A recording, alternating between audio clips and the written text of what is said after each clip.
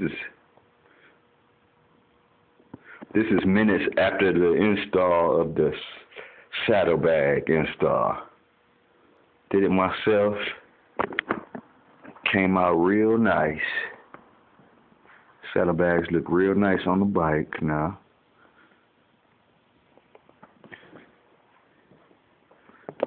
With the Vance & Hines long shot pipes up under them.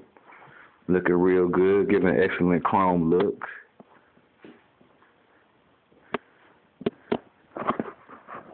Damn, that bike is nice.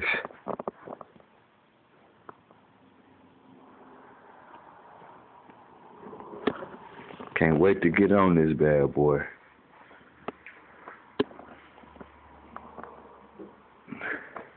Did the saddlebags with the help of the internet. Tell me how to secure them on there.